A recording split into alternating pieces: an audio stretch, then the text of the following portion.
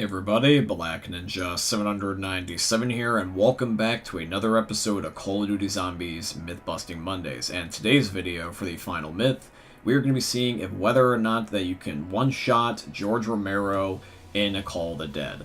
That is what we're going to be testing here at the very end of the video. If you guys end up enjoying today's video, please make sure you drop a like and leave a comment down below if you have a myth of your very own that you'd like to be featured in next week's episode. But with all that being said, guys, I hope you end up enjoying this week's episode of Call of Duty Zombies Myth Busting Mondays. Myth: in World at War, does double tap deplete the flamethrower faster?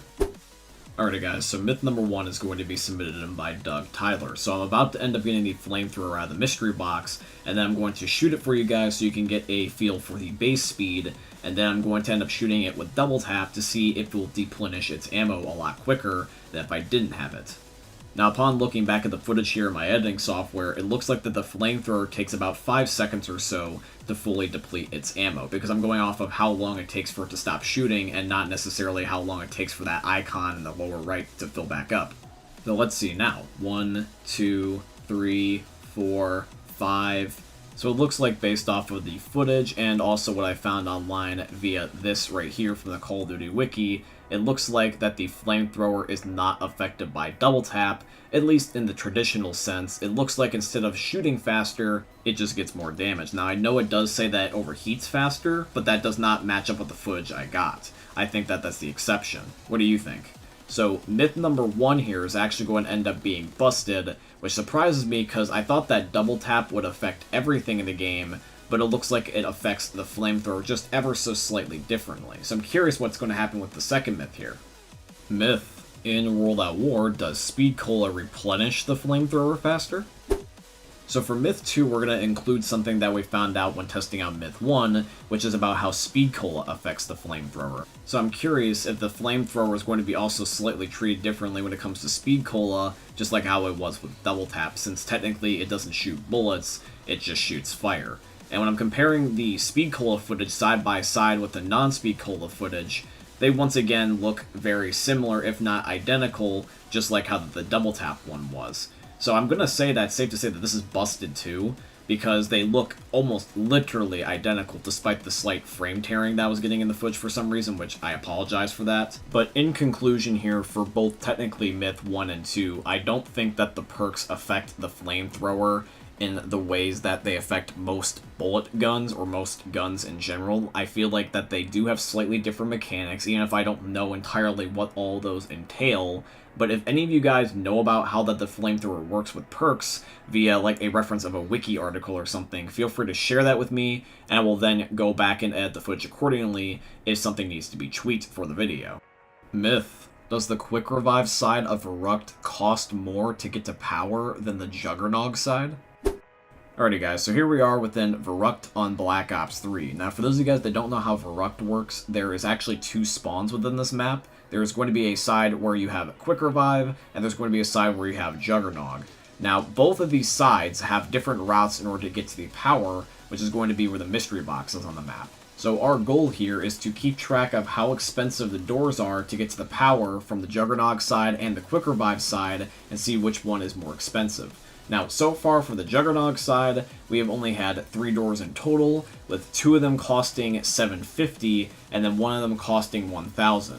So, pretty decent amount of money so far, but now we gotta test out the Quick Revive side, so let's test it out. So we've got door number 1, so far we've got a door that costs $750, and then we're gonna go up here, and then we got this next barrier right here, which that second one cost $1,000. Then we're gonna be going over to the third area right here. This is another $750, and then we've got another $1,000. So far this is already more than the Juggernog side, but we still have one more door, which is also going to be $750. So for Juggernog, you're looking at a total of 3 barricades or doors, and for the Quick Revive side, you're looking at 5 of them, which is going to mean that Quick Revive is indeed, yes, more expensive, which means that the myth is confirmed. You're best off going to the Juggernog side, unless you're playing solo and you want to get Quick Revive, so you have to end up making a choice if rather you would prefer to end up spending more money and end up getting Quick Revive, or end up spending less money but risking your life and not getting Quick Revive. Myth: does killing time prevent a downed player from bleeding out? Alrighty guys, so myth number 4 is going to be submitted in by Lava, and this one's pretty straightforward. So Tyler is going to end up killing himself by blowing himself up with a grenade, and then once he's just right about to die, I'm going to pop killing time and see if whether or not that this will stop him from dying and give me more chance of a time to revive him. I believe, if I'm not mistaken, that the only gobblegum in the game that has a intended purpose of delaying bleedout time is going to end up being coagulant, but nobody runs coagulant. But feel free to let me know in the comments down below if you think that this myth is going to end up being confirmed or busted, because if it is confirmed, this will give another added use to killing time and also give us another reason to never use coagulant ever again. So there we go. We're about to see if whether or not Tyler's about to die, so he's just about to bleed out. I'm going to pop killing time right now. And it looks like that if he ends up bleeding out, he will die. It doesn't end up getting affected whether or not I use killing time. His character still dies nonetheless if I don't pick him up. So the myth is busted. You can't end up using killing time to delay your teammates' bleed out. You actually have to use coagulant for that specifically instead. Alrighty guys, and now we're moving on to the final myth of today's episode. And once again, it is going to be, can you one-shot George Romero in Call of the Dead? And I always like to specify this whenever I'm doing any myths revolving around George. George has 250,000 health per player in the lobby, so even in a solo game, George is basically impossible to kill within a timely fashion. So to one-shot him, my hopes aren't necessarily that high, but I'm looking forward to testing it nonetheless. So let's hop over to Siberia, go over to Call of the Dead, and see if we can one-shot George Romero. Myth, can you one-shot George Romero? Alrighty guys, so for the last myth of the episode, this is going to be submitted in by Scallywag. Now, in order to end up giving myself the best odds, I'm going to give myself a Pack-a-Punch Dragunov and wait for a insta-kill to drop. Now, I know there is going to be some people that will mention that, yes, you can hypothetically one-shot George with the VR-11, but I'm going to go off of the presumption that Scallywag did not mean that when he was asking for the myth. He was asking most likely for a bullet gun. So I'm going to use the Dragunov instead of the VR-11. Alright, so in a second here, I'm about to get an insta-kill from the zombie I kill, and then I'm going to shoot George Romero in the head.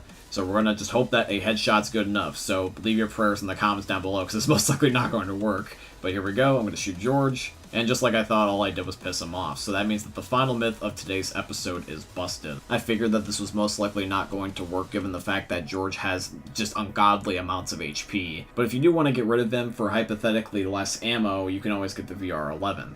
But yeah guys, that is going to be here for today's video, and I do truly hope you guys ended up enjoying it. If you did, please consider dropping a like, comment, subscribe, follow, and all that beautiful stuff.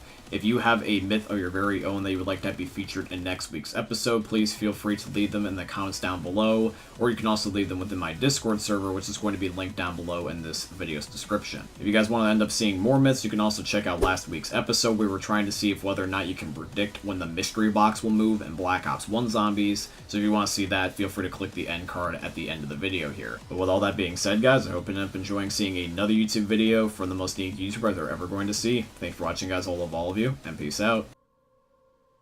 Hey meme lords, Jesus here, and you better have enjoyed that video there by the eternal god Daddy Ninja. You should probably subscribe too, or the mighty Moab will come for your balls.